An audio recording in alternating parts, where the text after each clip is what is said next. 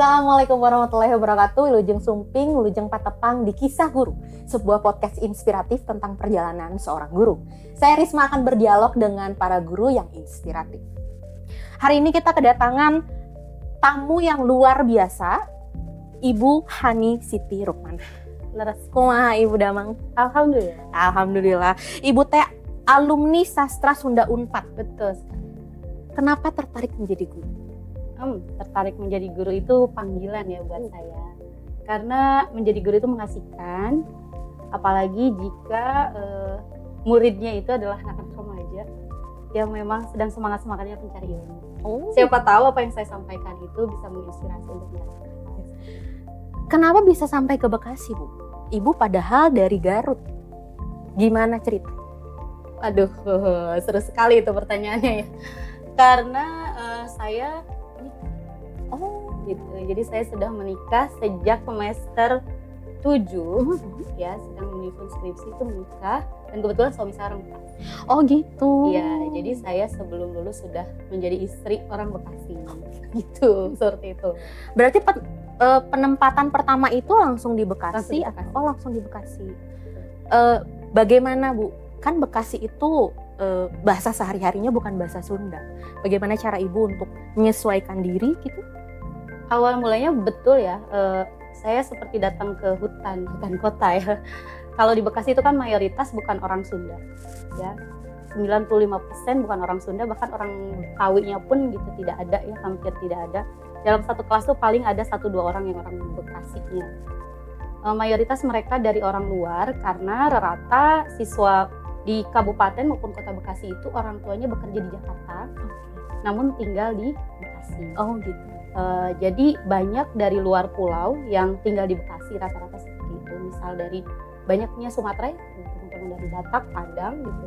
Namun saat proses pembelajaran anak-anak tersebut malah lebih bersemangat gitu daripada mungkin teman-teman yang orang Sundanya sendiri, karena merasa sudah bisa. Namun tidak terlepas dari semangat belajar di kelas, mereka tetap berbaur dengan biasa dan menerima pembelajaran bahasa Sunda. Bu, kan Unpad itu meluncurkan aplikasi Sunda Digi. Betul. Pendapat Ibu tentang Sunda Digi gimana sih Bu? Dalam proses pembelajaran saat ini yang sedang digunakan atau yang sedang dilakukan? Pertama kali saya mendapat informasi mengenai Sunda Digi ini menyambut dengan sangat baik sekali. Karena dari awal saya ngajar di Bekasi di tahun 2011, itu kami tidak ada media belajar yang pas untuk mengajar di Bekasi. Ya, mungkin Jabodetabek ya pada umumnya. Kami terutama di Bekasi itu kurang lebih ada 44 sekolah negeri SMA. Kalau dengan swasta itu 100 di Kabupaten Bekasi, karena memang jumlah penduduknya yang sangat padat. Di awal-awal itu kalaupun ada kamus dengan jumlah siswa yang sebanyak itu dalam satu sekolah, bisa satu angkatan itu 12 kelas ya. Berarti 10, 11, 12 itu 36 kelas dengan jumlah siswa sekitar 38 sampai 50. Jumlah kamus hanya ada 12. Kamus bahasa Sunda. Dan terbatas berarti kan ya. Akhirnya dulu itu di awal-awal siswa akhirnya beli, karena dulu belum ada ramai seperti sekarang Google Translate. Nah, kemudian kalaupun ada Google Translate itu rancu isinya gitu. Sangat rancu sekali. Pokoknya gimana ya? Misalkan ada kata ibu rumah tangga. Nah, di Google Translate tuh jadinya ibu imah taraje gitu. Bahasanya jadi seperti itu. Dan saya pernah mengalami itu, siswa menerjemahkan dari Google Translate di tahun keberapa gitu saya ngajar di sekolah. Setelah datang Sunda Digi, alhamdulillah sangat-sangat terbantu, terutama untuk aplikasi aksara Sunda. Ya, saya tidak terlalu capek gitu ya menyampaikan kepada siswa seperti apa contoh penulisannya, karena mereka bisa belajar langsung secara digital. Kemudian kamus yang tadi saya perlukan untuk pembelajaran di kelas itu sudah tersedia juga di Sunda Digi. Jadi kami setelah saya sendiri sebagai guru di SMA 2 Tambun Selatan, saya pun menyebarkan informasi tersebut di grup MGMP namanya ya. Di MGMP Kabupaten Bekasi, alhamdulillah hampir semua menggunakan aplikasi Sunda Digi gitu ya. Informasinya sudah saya share ke Kang Riki ya, foto-fotonya dari SMA saya, kemudian dari SMA-SMA lainnya yang aktif menggunakan aplikasi Sunda Digi. Teh tadi kan di Bekasi kan banyak muridnya dengan latar yang berbeda-beda, dari budaya dan mungkin ras mereka yang berbeda. Kalau untuk Ibu sendiri strategi mengajarnya gimana sih, Bu? Pendekatan yang pertama kita cari tahu dulu apa kebutuhan mereka. Jadi saya itu di awal mengajar karena mertua saya orang NLP ya. Jadi beliau mengajarkan saya kalau kita mau mengajar tuh harus tahu dulu apa kebutuhan mereka, apa kesukaan mereka. Jadi pendekatannya secara personal dulu gitu. Jadi betul-betul nggak apa-apa di pertemuan pertama tuh kita habisin untuk ngobrol, untuk perkenalan, tapi detail. Karena kalau kita sudah kenal, mereka itu akan nyaman. Kemudian jika mereka sudah nyaman, ilmu apapun yang kita kasih itu pasti mereka akan terima. Tapi kalau kita sudah killer di awal, jangankan ilmu, kedatangan kita pun sudah tidak diharapkan. Seperti itu. Jadi strategi pertama saya itu, saya pernah di awal pembelajaran, misalkan bertanya kepada anak-anak, siapa yang misal untuk menegur mereka suatu kesalahan. Siapa yang suka main game? Pertanyaan saya gitu. Saya pasti kan semua tunjuk tangan. Kalau di game ada aturan nggak? Ada, Bu. Kalau kalian aturannya salah gimana? Game over. Kalau enggak tuh anak sekarang nyebutnya apa ya? Sebutnya apa gitu di game itu. Nah sama, kelas ini juga punya aturan dong. Masa di game aja yang kalian senangi setiap hari, kalian punya aturan dan bisa keluar dari game tersebut, apalagi di kelas. Nah dengan pendekatan seperti itu, mereka lebih memahami daripada kita gebrak meja, misalkan melotot, apalagi mereka dari suku lain gitu ya. Kita sama-sama minoritas di situ ya. Jangankan diterima gitu, yang ada mereka sudah benci duluan. Tapi dengan seperti itu, alhamdulillah pendekatannya lebih mudah. Tapi itu perlu effortnya luar biasa. Karena kita nahan sabar kan. Iya betul. Biasa berhadapan dengan teman-teman dari Sunda itu kan lembut gitu ya. Sementara dari luar Sunda kan cara ngobrol aja seperti berantem gitu. Betul. Ya. Dengan kemudian cuaca yang berbeda. Di Garut mungkin tidak perlu pakai AC, di Bekasi itu harus pakai AC dan tidak semua kelas ber-AC. Itu kan ngaruh juga ke dalam pembelajaran gitu. Tapi bagaimana caranya ketika itu terjadi, maka saya ajak mereka keluar kelas. Karena pembelajaran itu bukan ruang kotak gitu ya. Kita bisa belajar dimanapun termasuk di luar kelas. Misal ada pembelajaran namanya pedaran budaya. Di pedaran budaya itu kan bisa kita mengupas kaulinan barudak. Nah kita pakai lapangan. Tapi cek dulu apakah lapangan dipakai teman-teman olahraga, guru olahraga atau tidak. Tapi karena lapangan luas kita bisa berbagi tempat. Kalau memang mereka bukan bermain bola yang ekstrim ya, kita bisa berbagi tempat itu. Jadi saya di lapangan yang ngasuh budak gitu ya. Mereka belajar tapi mengasihkan. Saya juga nggak gerak lagi kan, saya ajak di luar main tuh. Jadi pertemuan sebelumnya saya ajakin mereka, pertemuan minggu depan kita main ya. Kalian bawa sarung. Ibu saya gimana yang non muslim kan nggak punya sarung gitu, pinjam aja ke yang lain. Nah di situ juga kan ada pembelajaran. Jadi pembelajaran mereka saling toleransi dengan temannya. Jadi yang laki-laki bawa sarung, yang perempuan bawa kain jarik, kita main di lapangan. Kebayang ya berjam-jam mereka di kelas gitu, harus mendengarkan teori. Terus kita ajak keluar, itu betapa sumringahnya wajah mereka. Jadi kebahagiaan mereka itu nular ke kita gitu. Itu yang membuat kita mungkin sehat itu di situ ya. Mereka sehat, kita pun sehat. Beda dengan ketika mereka nguap, punten ya. Kan di kelas kalau kita menyampaikan sesuatu dan mulai membosankan, sudah kelihatan mereka nguap, main HP di kolong meja. Tapi ketika kita pembelajaran di luar seperti tadi materi pedaran budaya yang harusnya sangat rumit dengan berbagai teori gitu, kita ambil salah satunya saja khusus untuk Bekasi ya. Ekspresi mereka tentang pembelajaran bahasa Sunda tidak lagi menyeramkan apalagi membosankan, tapi seru bagi mereka. Jadi mereka main sarung yang dilempar ke atas tuh, diputar-putar, saya kasih contoh, kemudian dilempar gitu. Asesmennya seperti apa, seolah-olah asesmennya, padahal saya nggak terlalu ini gitu. Balapan ya, yang paling tinggi nilainya bagus gitu, dan nggak boleh lepas, lempar ke atas terus masukin ke tangan gitu ya. Yang lolos nyampe ke sini berarti mereka yang nilainya bagus. Dan mereka betul-betul latihan gitu, serius dengan seperti itu. Itu game, problem solvingnya dapat gitu ya. Mereka juga saling toleransi dengan temannya ada. Akhirnya pembelajaran pun tercapai gitu, di situ untuk mengetahui bahwa di Sunda itu ada namanya kaulinan barudak gitu, yang selama ini sudah ketutup dengan gadget karena mereka lebih suka dengan HP daripada permainan di luar. Tapi dengan menemukan materi tersebut, mereka malah lebih tertarik belajar bahasa Sunda. seperti itu. Bukan tadi Ibu bilang bahwa ada perbedaan antara di Garut karena Ibu berasal dari Garut dengan di Bekasi. Untuk Ibu sendiri dari kehidupan sehari-hari, bagaimana cara untuk beradaptasinya dengan perbedaan mulai dari suku, mulai dari mungkin kehidupan dan lingkungan, bagaimana cara Ibu untuk beradaptasi?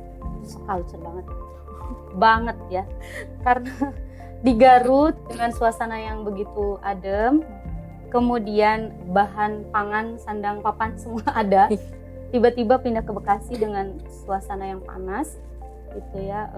Mungkin di awal-awal saya juga belum ada AC, baru pakai kipas, dan nyamuk yang begitu luar biasa banyak ya. Itu jujur saja saya di awal-awal ke Bekasi itu tiap tanggal merah, jadi kalender selama 1 tahun kan ada tanggal merah ya, itu saya tandain saya pulang ke Garut.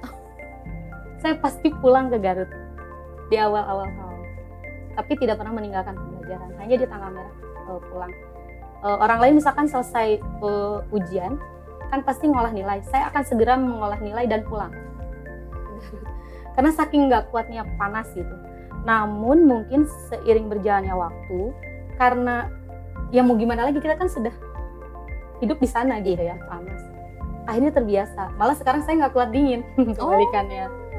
Itu kemudian seperti apa untuk sandang pangan papan yang tadi, cabai ada depan rumah, bawang ada depan rumah, pot-pot itu kan isinya semuanya ada, sayur mayur, kelapa tinggal ngambil gitu. Nyampe ke Bekasi saya kaget, semua dibeli gitu. Air beli, air melimpah gitu. Ini harus dibeli. Dan di 2011 walaupun nominalnya tidak besar, 50.000 itu bagi saya beli sih. Iya betul. Karena di Garut 2.000, patungan cukup dengan 2.000 gitu. Itu pun kalau yang pakai selang, tapi kalau yang punya sumur tidak bayar. Iya betul. Ini 50.000 gitu. Wah ini baru satu item, belum yang lain, telepon dan sebagainya. Kaget gitu, luar biasa kaget. Jadi seberapa besar gaji di sana gitu ya, tapi dengan pengeluaran yang luar biasa itu jujur di awal-awal berat bagi saya. Nah mungkin dari situlah ide, biar saya tidak terlalu kepikiran dengan hal tersebut, akhirnya saya berjualan ya. Tadi selain ngebantu bapak karena gulanya banyak gitu ya, akhirnya saya jual di Bekasi seperti itu. Dan yang lucunya, walaupun saya bantu bapak, saya juga sama, pernah gula yang di saya ini penuh, gak ada yang beli nih. Bingung lagi nih saya, ini gula banyak gitu, gimana nih? Terpikirkanlah saya bikin kue cincin, tadi gemblong gitu ya. Akhirnya saya olah kembali, apa yang bisa saya lakukan agar ini gak mubazir gitu. Diolah, ternyata alhamdulillah saya masukin ke toko-toko, dan saya juga jual online. Ya ramai, karena orang Bekasi sendiri tadi kan banyak juga ya orang Sunda untuk sebetulnya yang banyak orang Sunda malah gurunya mungkin ya, daripada muridnya. Jadi rekan-rekan guru yang rindu gitu dengan suasana lembur ya, makanan kampung mungkin tidak ada, dan biasanya pembuatnya nenek-nenek gitu ya. Iya betul. Tiba-tiba saya buat itu dan mereka sangat senang. Jadi merasa tersalurkan rindunya dengan makanan-makanan itu. Cara kedua, pendekatan ke murid yaitu setelah tadi kita tahu kan kesukaannya apa, cita-citanya apa, kita kan jadi tahu di kelas itu mereka jadi kategorikan gitu. Oh ini anak IPS, oh ini anak IPA nih nantinya. Setelah saya mengetahui bahwa mereka ada yang ingin jadi dokter, ada yang ingin jadi pengacara, disitulah saya masuk bahwa sejatinya pelajaran bahasa Sunda itu akan penting bagi calon dokter, saya bilang gitu. Mereka kan kaget gitu, maksudnya Bu bagaimana? Biasanya kalau nanti kalian jadi dokter, sebelumnya saya tanya dulu, ada nggak yang mau jadi dokter di sini gitu? Wah pasti senang dong, semuanya mau angkat tangan menjadi dokter. Dari situ saya jelaskan bahwa orang Sunda itu penyakitnya banyak ya. Contoh nyeri beteng dari perut saja itu penyakitnya banyak. Jangan sampai kalian salah diagnosa. Ketika saya menyampaikan itu, mereka betul-betul menyimak. Karena seolah-olah mereka sudah jadi dokter gitu kan ya. Ketika kita berbicara begitu tuh mereka langsung nyimak dengan serius. Beteng gitu, cara ngomongnya beteng ya, pakai Nah kita masuk ke situ, ngomongin vokalisasi Sunda gitu, nyambung ke situ. Mereka tidak sadar saya sedang mengajar di situ kan. Ketika mereka tahu akan kebutuhan belajar bahasa Sunda itu bukan hanya sekedar belajar bahasa lalu selesai pulang, namun di masa depan itu akan digunakan oleh mereka saat mereka jadi dokter misalkan ya. Maka di situ fokus pun diterima oleh mereka, akan siap dengan pembelajaran bahasa Sunda. Jadi saya bahas ke mereka di perut ada nyeri beteng, kali kiben gitu, seul. Nyeri beteng dengan seul jangan sampai salah memberikan obat gitu ya, karena misalkan kalau diare itu misalkan punten ya, ada kata mencret seperti itu, obatnya beda dengan seul karena seul itu lebih ke mah, posisinya di sebelah sini seperti itu kan. Dan jangan salah ketika kalian mendiagnosa orang yang sudah berumur, biasanya mereka akan menjawab dengan bahasa Sunda. Itu baru di perut, belum lagi di kepala. Oh gitu ya Bu, oh gitu. O-nya tuh oh tertarik, bukan sekedar oh yang oh gitu kan, beda ya. Iya. Oh yang ngeledek dengan oh fokus dan tertarik. Dan kita bisa melihat gestur mereka ketika mereka mulai fokus. Nah saya di sini waktunya untuk berbicara itu. Alhamdulillah itu terjadi. Murid saya ada yang masuk kedokteran di UPN Kedokteran Jakarta dan langsung WA saya gitu ya. Bu saya lulus kedokteran gitu. Iya nak, semoga apa yang ibu sampaikan nanti bermanfaat buat kamu. Sampai sekarang masih WA tersebut. Itu yang untuk kedokteran. Kemudian bagaimana yang IPS? IPS juga sama, mereka kan saya tanya siapa yang mau jadi pengacara gitu ya. Oh banyak, apalagi rekan-rekan dari Batak gitu kan, rata-rata pengacara yang jadi polisi. Itu penting bahasa Sunda, saya gitu. Oh ibu ngadi-ngadi gitu jawaban mereka kan gitu. Ngadi-ngadi ibu. Jadi pengacara itu kamu harus humanis, pendekatannya nggak bisa kamu pakai teoritis kepada masyarakat. Kamu harus bisa berbicara dengan bahasa Sunda. Karena kalau klien kita sudah tahu kamu bisa berbahasa Sunda, mereka akan mengeluarkan apa yang menjadi permasalahan mereka. Kamu akan menemukan solusi dari situ. Maka penting belajar bahasa Sunda untuk calon pengacara, calon psikolog gitu ya, seperti itu. Mereka lagi-lagi betul. Saya percaya kalau itu. Memang mungkin tidak secara keseluruhan kamu harus belajar abdi bade tuang, abdi bade untuk yang lebih tua, untuk yang lebih muda seperti itu. Namun faktanya ketika kita sudah punya bekal, bisa berbahasa Sunda, orang Sunda itu akan terbuka. Apalagi kalau orang luar Sunda bisa bahasa Sunda. Itu yang saya tanamkan kepada mereka, sehingga mereka bisa terbuka dengan pembelajaran bahasa Sunda. Oh, Ibu kan saya sempat baca tuh tadi.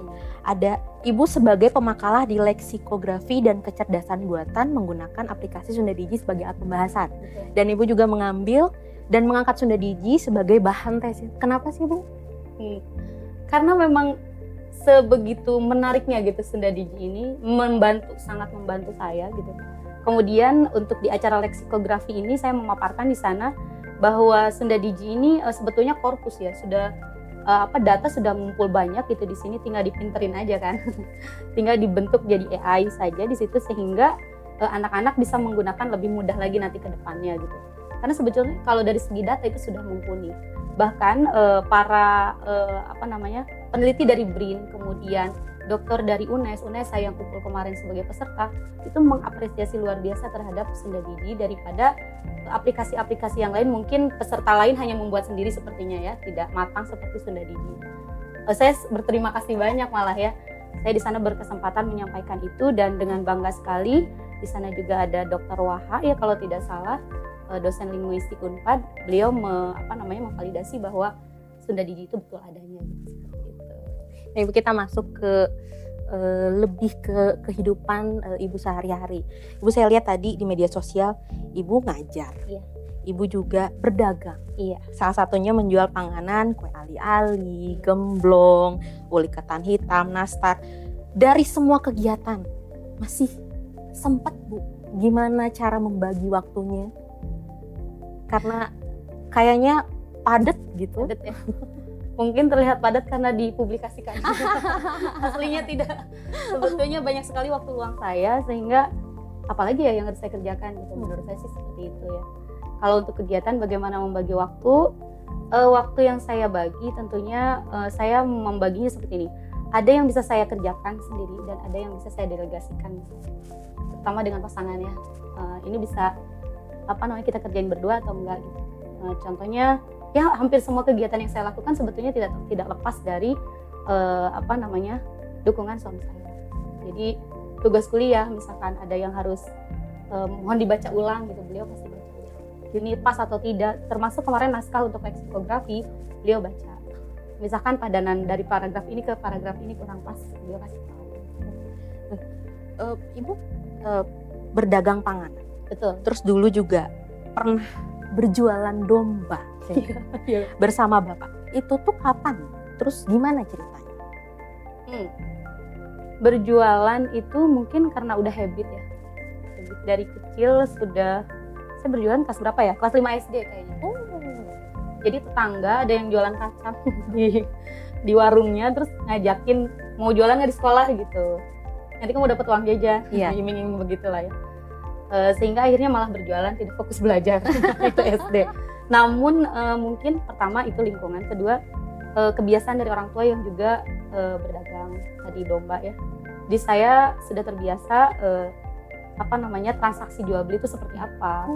Kemudian ijab kabul jual beli gitu.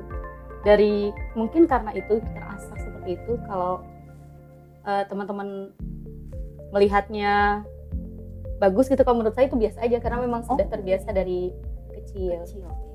Kemudian untuk pangan, karena orang tua saya bikin gula aren ya, insya Allah sebentar lagi akan dipublikasikan menjadi maestro beliau itu, bapak gitu.